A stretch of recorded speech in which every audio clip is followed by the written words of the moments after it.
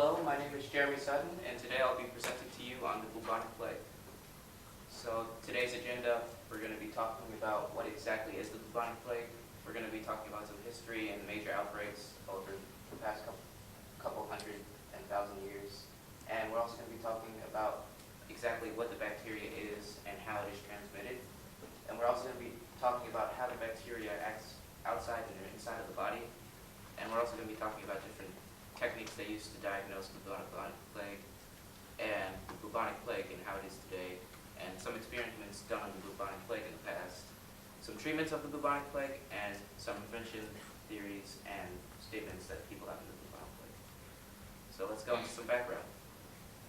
The bubonic plague was a disease and a plague, an endemic, that caused over 43 million deaths during the mid-1300s. And it was more popularly back then known as the Black Plague, and it's found in the bacteria Yersinia pestis, and it can kill people within a day. Yersinia pestis is also responsible for causing Pneumonic Plague and Septic Plague. Yersinia pestis is a gram-negative bacteria. It is capable of surviving outside the host and outside the host cell, and it attacks and makes the lymph nodes swell in the body, so it pretty much on the body, it swells your armpit, makes big bubbles on your armpits and other places where your lymph nodes are. And it's mainly transmitted through touch. And Alexander Yersin, he was the co-discoverer of Yersinia pestis, mostly because people believe that Dr. Kitsato Shibasuro also discovered the disease at the same time, but they never really discovered who it was, so they named it after Alexander Yersin and gave him credit for it. And so, like I said, it's transmitted from fleas to rats and then to people. And so, pretty much they would just transmit this through touch. So fleas would attach to rats, and then infected rats would touch the people in the poorer areas of town. And so, during the mid-1300s, the bubonic plague spread from China to Europe by boats, and so it came from China and it went all the way to ship ports in Italy, and it was transmitted there and it moved eastward from Italy. And the Black Plague victims, sometimes used in the 1300s, were used as bioweapons by the Mongols. So what they would do, they would take the victims of the Black Plague and load them into catapults that they would then launch them over the wall. And after they launched them over the wall, the bodies would splat, and the blood would get on people and other things, and then the people that the blood splattered on, they would be infected with Black Plague. And so, in 1893, there was an outbreak of Pneumonic Plague. And so the difference between Pneumonic Plague, bubonic plague, and septic plague, the bubonic plague is transmitted mostly through touch. The Pneumonic Plague is transmitted through the blood, and the septic plague is transmitted through the air. And also in Madagascar, 2007, I don't know if anybody saw this on the news, but there was also an outbreak, and the bubonic plague victims were used in a later experiment that determined whether or not the bubonic plague could be detected using real-time PCR. And so, like I said, without a host, the bacteria can live on its own because it's a facultative anaerobe, so pretty much it can take in oxygen, but it also doesn't need oxygen at the same time. It can survive with or without it. And so, inside the body, the bacterium Yersinia pestis causes acrogangrene. And acrogangrene, what it does, as you can see here, it makes the skin deteriorate over time, and that's what causes the skin to turn black, where it gives its name, the Black Plague.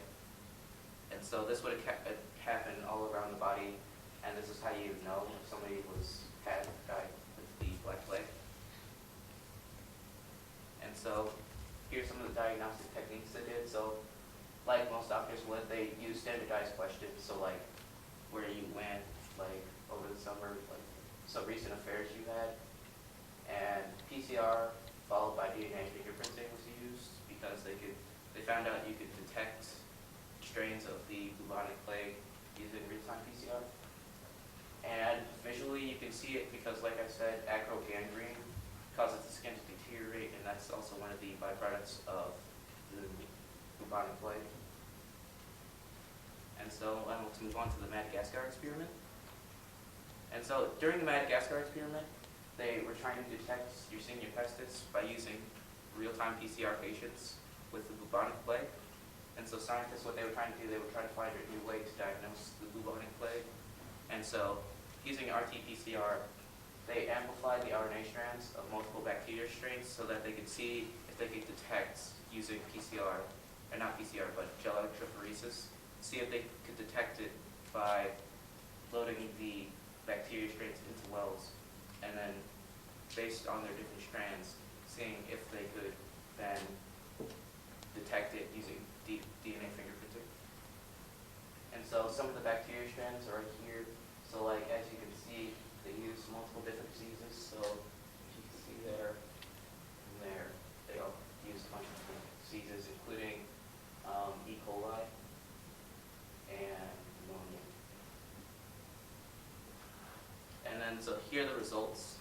So in results, they got a lot of them they could detect. So like right here in the clinical diagnosis, they split the groups into 3 groups, A, B, and C.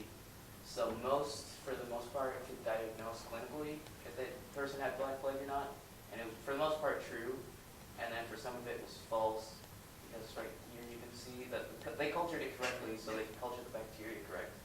So you can definitely see that their experiment was, for the most part, a success. And some treatments for the black plague. So far, there is no vaccine or cure for the black plague, but so far, streptomycin, gentamicin, and doxycycline or cyclophycin are used as suppressants for the disease. So pretty much they can suppress the symptoms of the black plague, and as long as it doesn't. So pretty much, if you use these to suppress the disease, then you have a 50% survival rate. So it's better than what you had originally, because originally, if you got the black plague, you were going to die. And so now we're going to move into another experiment, and it was T cells played an essential role in anti-F1 mediated rapid protection against bubonic plague. And so pretty much what this says, like how T cells could pretty much defend against the black plague. And so scientists trying to create antibodies through rabbits and deliver it to mice. So what the scientists did using the serial dilution method, they tried to create antibodies and form them in rabbits, so that then these anti-serum could be taken from rabbits and put into mice, so the mice could live in different strains of the bubonic plague. And so, for the most part, the challenge dose was LD50, and most of the mice died in the process. As you can see here, there's 0 out of 8 mice for both groups, and then only 2 mice survived for the B-cell deficient mice. But then up here, the mice that, the control mice, most of them survived because they just took the drug, so they didn't get the bubonic plague. So for the most part, the experiment was a success, but they could do it to make it better. And so a few prevention methods that they took, they said to avoid rodents and keep the streets clean, and also avoid any individuals with enlarged lymph nodes, because individuals with large lymph nodes, usually that was filled with blood, because the blood cells were trying to stop the spread of the black plague, but they failed because we didn't have the correct antibodies to stop it. And acrogangrene happened, and it started to deteriorate the skin, and after a while the patient died. So there are my acknowledgements. Any questions, comments, or constructive criticism?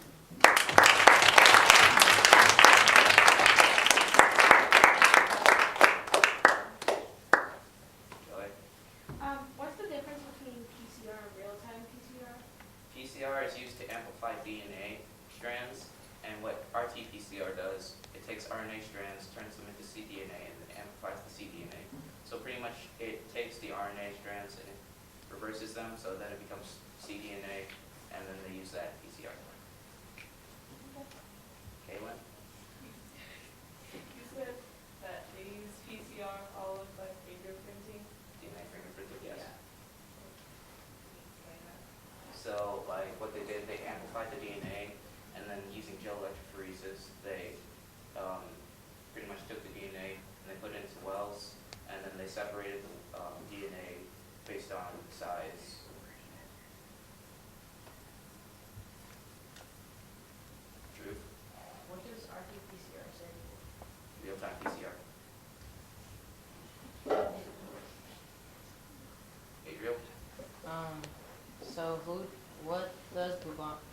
Who does bubonic plague mostly affect, like children or adults, and where is it mostly found?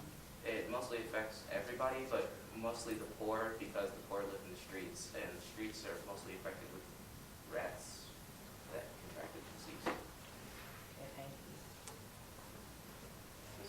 Are there certain areas in the world that the bubonic plague is more prevalent than others? It's more prevalent in third world countries such as Africa and sometimes Asia and during the 1300s Europe.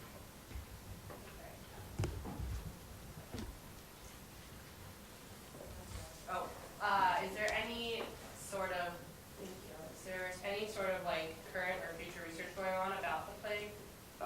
Right now they're currently researching different disease type or different ways to prevent the disease. So they're not coming up with treatments, but more cures. So they're trying to look to see if they can find vaccines that will allow us to produce antibodies. To help prevent the disease? Yeah, Okay.